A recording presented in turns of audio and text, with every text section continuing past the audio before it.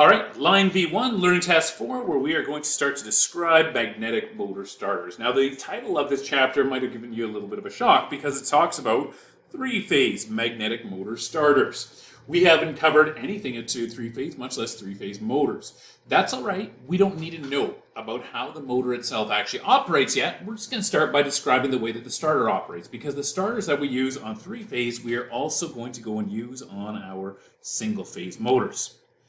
Let's first start with what the definition is of a controller versus a starter that we are going to go and have. So a starter needs to go and combine two main things. It needs to combine the ability to apply current or take it away. Apply power, take the power away. It also needs to be able to go and provide overload protection that we are going to have, right? We've talked about these overloads a number of times. It's a huge critical part of motor theory. We looked and we saw this thing before. When we were dealing with our manual motor starters, we had copies of this one that we took a look at, and we said that this thing inside of here has got a switch that goes across from every L1 all the way down to every other T1, right? Let's do that through there, and that through there, like that. Not only does it have a switch going through there, but it's also got integrated inside of there a set of overloads. I know I'm just drawing over the top of the surface of it here, but we'll just, one at a time, we'll add these things in here, over here like that. So it's got a method to control the motor, that's this over here, and it's got a method to watch and protect the motor. And it's all integrated into a single component. Now the disadvantage to this one over here is that it is manual. Right? Somebody needs to walk up to that cabinet over there, and they need to physically take this handle and move it from the 0 into the number 1 position, from off into the on position. This is fine when we're going to be right near to where our motors are, but in a lot of cases we want to be further away. We want to be able to do stuff through remote control, and that's where what we're going to look at next, contactors and overloads, are going to come into play. A starter is going to go and combine two components. Over here, I want you to see that we have got two separate components. This top one up top over here is going to be referred to as a contactor, because inside of it, it has got a set of contacts. There's a contact here that goes across to there. It does have a few other things attached to these other, smaller screws that are on the face over there, but it's going to have primarily 3 contacts inside of it. Just draw them in like that. Those 3 contacts allow us to go and apply power to a motor. But if you take a look at it, there's nothing that is going to go and protect the motor. We can only turn it on and off. We can't actually protect it. This device down over here at the bottom is what we refer to as an overload block. The overload block has got 3 fingers that come out of it. These are going to be bare copper fingers over here. And each of those fingers is going to go and have an overload that is going to go down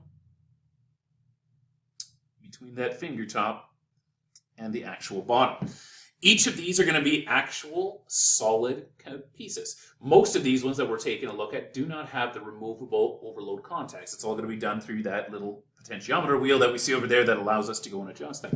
What happens inside of this one is that it is going to go and take heat from all of these, and it uses those to operate these sets of contacts that we see down here. There's a set of normally open contacts. There's a set of normally closed contacts down there.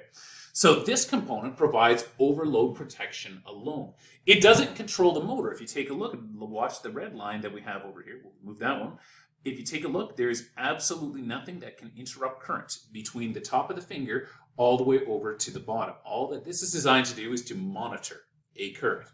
What we do with these 2 components that we have, the contactor and the overload, I'm just going to write that down here. Overload, is we take those 2 and we take this block over here and we shove it up like this underneath here. These little fingers, if they come from the same manufacturer, are going to be designed to go and fit underneath each of those individual screw terminals. So we shove these things together. There's usually 1 or 2 other little mechanical, points that need to click together at the same time, kind of like Lego. And then we just tighten these screws, okay? So we'll just righty-tighty, lefty-loosey. So we've got this thing tightened up at that point, and then what we end up with is we end up with this over here. This would be what we would refer to as being a starter, because it has got the contactor component and it has got the overload component. Therefore, it is equivalent to this in that it has got something to start and stop the motor and protect it. Start and stop the motor and protect it. The big difference between these two is that this one here has got a mechanical handle on the front. That's a manual starter. This one over here is going to go and take in an electrical signal to those two terminals that we see over there. Let's go and describe these things through for a little bit further, then we'll come back to these drawings over here. All right. Let's start by describing what the actual contactor itself is.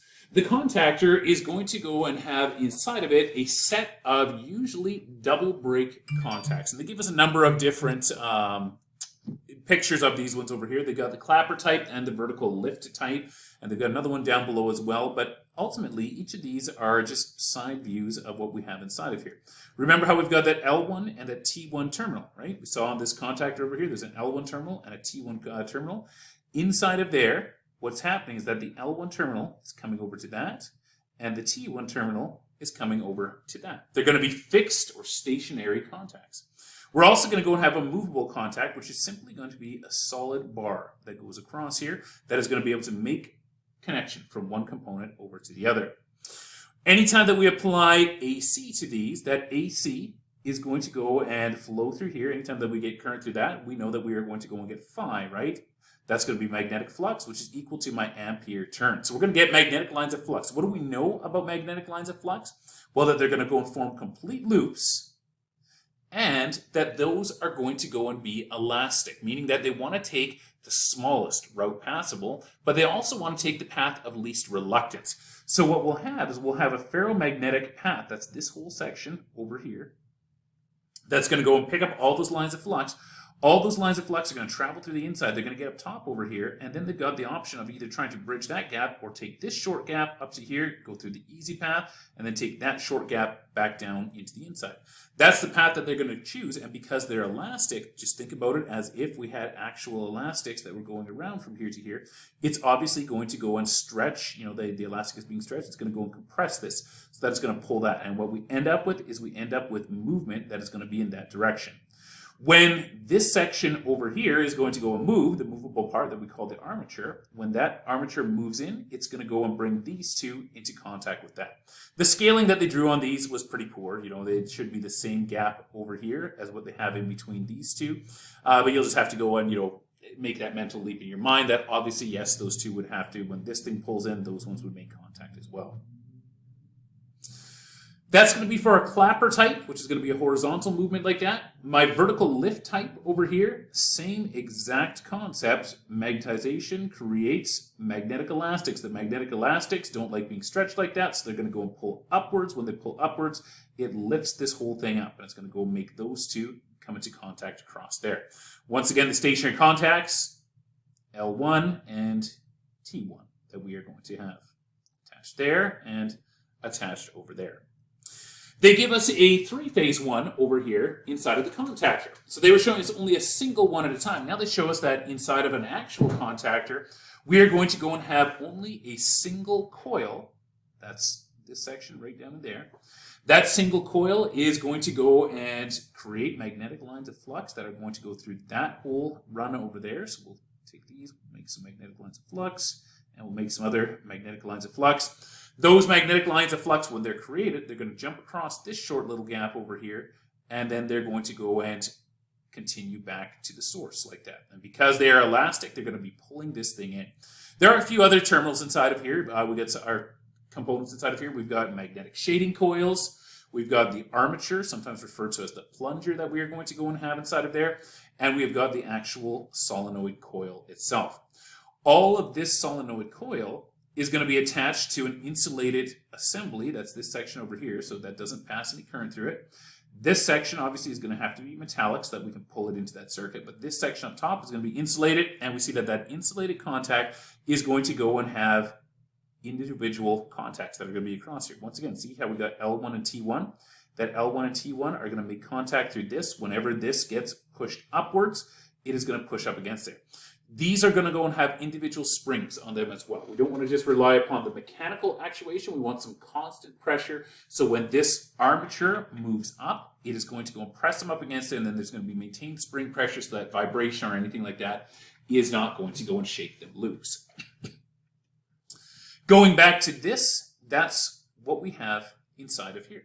We've got the individual contacts that are coming across over here. So now we'll draw them similar to the way that they had theirs, L1 and T1.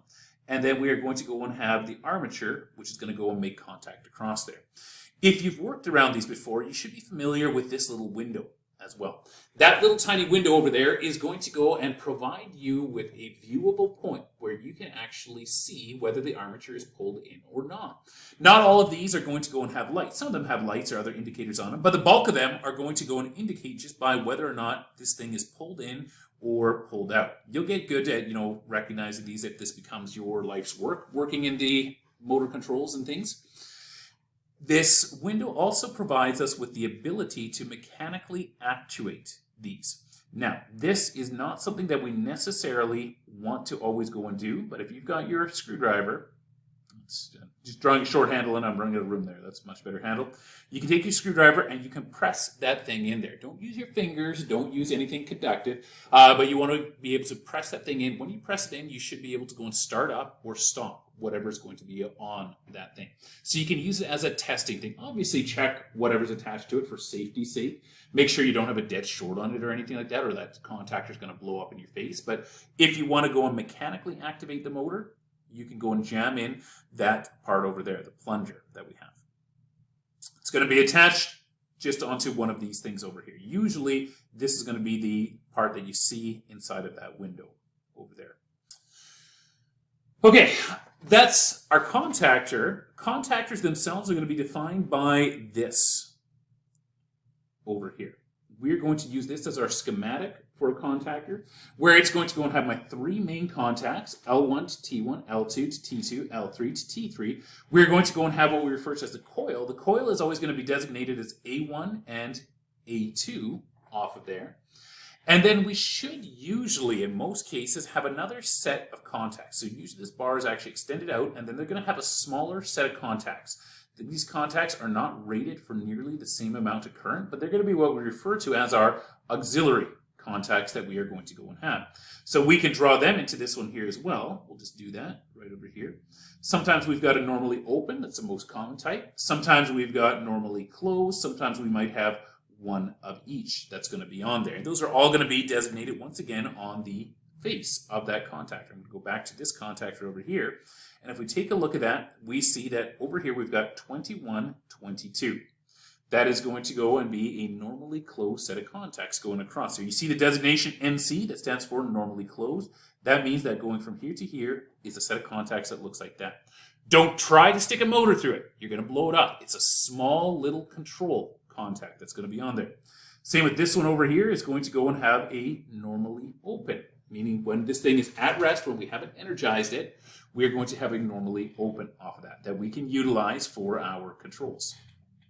Those over there, those numbers, 1314 and 2122, are pretty standard across all of our IEC type of materials. We'll go put those into here, 1314, and then 2122 that we are going to have over there. There are other ones for NEMA designated equipment. Unfortunately, there's not as much NEMA designated equipment going in these days. Most of what most of you will work with will be the IEC, the European standards. Okay, that's going to be our contactor. Expect to see all of this type of, components part of your contactor. You should be able to, in your mind, mentally go from seeing a drawing like that to converting it to this is what the actual contactor is, and understanding that those are normally open, L1 to T1s, that these ones here are normally open. We call that thing our auxiliary contact. These are normally closed auxiliary contacts, and that A1 and A2 are going to be the coil for that device. All right, let's talk about the overload relay. Now, we have talked about this before, that the overload relay is going to be something that senses the current. The overload relay itself never actually opens. What they're showing us over here on the side is a side view of what we would refer to as a solder pot type. The solder pot is going to go and take my main motor current in. It passes through there, goes through a little heater as it goes through this thing, comes out on the other side. If we draw too much current, it's going to get too hot. The solder is going to melt, and when it does so, this little spring, which is pushing upward, can pop that one up, and then we're going to go and open this little set of auxiliary contacts down here. Those are going to be these two, 95 and 96. That's when I've got the solder pots. Now the solder pots need to go and have specific sizing. Remember those charts that we took a look at before where you had to size the correct overload to what the motor amps itself was going to be? Those would take place anytime that we're dealing with these solder pot types. On most of our IEC, what we will have instead is we're going to go and have something that looks like this, that's completely not openable. I've got this line that goes through from here all the way through to here. And what's actually happening inside of these things is that there's a set of miniature CTs going around each of these lines. This is one of the big reasons why a lot of this equipment is very popular, because I don't have any extra heat that I'm going to be building off of these. Remember that eutectic, that solder pot, is designed to go and heat, so it heats up my control cabinets, its losses on the circuit, etc. What happens inside of these is these are referred to as electronic overload relays. These electronic overloads are simply going to be 3 little CTs that are going to go to a tiny little circuit board inside of there. Okay, just draw it on the outside so we don't make it too jammy inside of here. Each of those is going to be monitoring those lines, and if one of those lines were to go and fault out, what would then happen is that it's going to go and open this 9596. It's going to send what we refer to as a trip signal out. These ones are adjusted through use of a dial over here. You still have to pick the correct range. These things are going to go and have a range that you might buy an overload relay block over here that fits with that contactor. That's going to be good for 2 to 12 amps. And then all you're going to need to do is you're going to adjust that little dial with your screwdriver to go and set that to the correct rating. We'll cover some of those, overload ratings inside of code later on. That's going to go and set the overloads inside of here. 2 buttons over here, one of them for a manual trip so you can test it, another one that's going to be your blue one for your reset off button. That's what they look like most of the time in the fields. The solder pots over here are available. We've also got another type over here that's going to be a thermal overload that has a separate heater. That's not necessarily going to go and have the solder pot. It's going to go and have a bimetallic strip that's going to go and pop it open. But the same deal, you have to go, in these cases, you need to go and pick the correct size so that whatever you have going through there for current is going to trigger it at the right level. What we're seeing over here on this component is what we would refer to as a NEMA style of contactor. They're showing us a side view over here of just a single line section of that NEMA contactor. So I take a look, I see that I've got my line coming in. That's going to be on my L1. It goes in through here. NEMA contactors very often have got these bent ones. These bent leads over here mean that when I jam them in place that they're going to go and wedge. So you don't have to have as much spring tension. Part of it's now going to be off of the flare of these arms, the wedging action that we have inside of there. That's where my current gets interrupted. So that's the contactor section. The contactor section then bolts out to the overload section. And inside of the overload section would be that specially built and selected heater that is then going to go and carry it out over here. These connections are internal. We just connect line 1 in where it comes into here. This one is where we would connect our motor to, where we're actually sending it out. And we would use this over here, that little bit of auxiliary contact that we have over there, to go and control whatever the coil would be for this. They don't show the coil up top, but the coil should be drawn right like this. And oftentimes you'll see a dotted line connecting the coil to the contacts that it's going to be operating. If you are going to be using overloads, we've gone through the code off of this before. We need to make sure that we're going to go and have overloads that are going to be either one inside of each line that is going to have its own contact, or that all 3 of these overload heaters are going to go and activate a single contact. That's allowable. If you don't have all 3 of these that are activating a single contact, then what you would need to do, I'll just draw that in over here. Normally closed for that one. We'll have it normally closed for that one. We'll have it normally closed for that one. If I had an individual heater and contact for each one, what I would end up doing is I would just go and series these ones all together. And then I would use that to attach to my coil, so that if any one of these were to go and trip out, it would go and shut off the coil itself. Okay, going back through this just one more time. And I just want to reiterate that. What does the actual overload do? Does the overload disconnect the motor? No. The overload itself stays. It is a solid connection through. The solder pot, solid connection through. The thermal overload inside of this one over here, solid connection through the heater that's going to be inside there. The electronic overloads that we have over here, a solid conductor that is going through with just a CT going around the outside of that.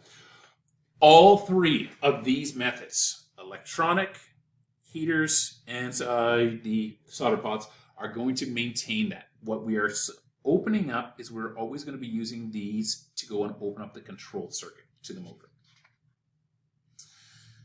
Okay, the next little bit over there talks about the heater selection. We took a look at a chart on how to go and do that before. Tripping and resetting. Anytime that we get a contactor that is going to trip, we will see something that is going to be activated. On this one over here, they don't really identify it very clearly, but this is supposed to go and be what we refer to as the flag. It's going to be blue in most cases. Plunger that is going to go and pop out. Usually it sits down flush or close to flush. If that thing is sticking out, you wait for that thing to cool down, right? Because whatever it's triggered, the bimetallic strip or the solder pot needs to cool down and, get ready to go again. Wait for it to cool down, then you're going to go and reset it and obviously, check what caused this thing to go and overload. NEMA ratings are going to be a standardized equipment size so that if I wanted to class something, I can go as an engineer and I can call for specific types of NEMA ratings based upon the amount of horsepower that I'm going to be looking at. Now you'll note that there's two separate columns inside of my NEMA sizing over here. One of them is going to be for non-plugging and non-jogging duty polyphase. Polyphase just means more than one phase. It could be single phase, it could be three phase, but it's going to be something where we are going to start that thing and let that thing run. If I want to jog it, jogging of a motor means start, stop, start, stop, start, stop. I want you to just think about your own vehicle right now, and if you just hammered on the gas and the brake, gas and brake, gas and brake, obviously it's going to cause a lot of mechanical issues. It's no different for an electrical motor. So we don't want to be starting and stopping them lots unless we have to. If we do need to, then we have to be careful how we do so that it's not going to end up as being just a burnout on our contactors there. It's really that setting up and interrupting at the arc, that inrush current that we've talked about before that really causes those issues. Let's go and take a look at a set of contacts over here. We're going to start with these ones over here in the 600 range. I see that I can go and have a 5 horsepower at 600 volts that I can go and do a start-stop off of my NEMA size 1/0 over there. That's what we call the zeros. We call them aughts, the same as in cable sizing, 1/0, 2/0, etc. So a 1/0 NEMA size is going to be able to go and start up to 5 horsepower at 600 volts. If, however, I want to jog it, which means start, stop, or reverse it, which means that there's going to be big inrushes as well, then what I'm limited to is I'm limited to only 2 horsepowers off of that contactor over there. I also want to point out that the amount of horsepower goes down inside of a class. This is just a single size, this 1/0 that I'm going to have over here. I see that when it comes to 120 volts, I can only place in a 2 horse over here. Whereas at my 600, I'm allowed to go and place in a 5 horse over here. And the reason for that is simply it's just current ratings. I'm just going to pull up this calculator here a second. We'll take a look. Let's go with this 5 horse over here. 5 horse is going to be 746 times 5. So we'll take each of these times them by 746 again. Do that over here. So 5 times 746 gets me to a value of 3730 watts that thing is going to go and have available. And then my 2 horsepower is going to be, I guess, 746 times 2 gets me to 1492 watts over here. Why the big difference in watts? Well, it's all to do with the amps, the contact rating on the amps.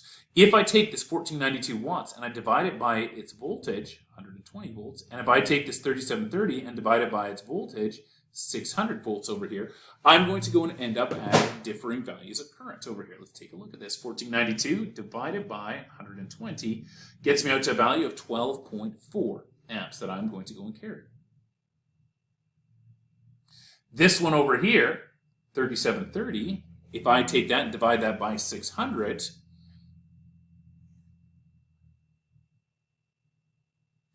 $37.30 watts divided by this. This calculation is going to be a little bit complex for where you're at right now, but I'm going to do by 600 way too many zeros, times root 3.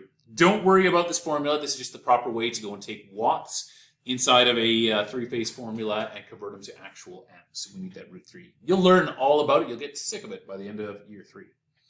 But if I take a look at that, I see that that is going to go and drop me down to a lower value of amps that I'm going to go and have off of here, right? We see that this thing is going to be 3.589.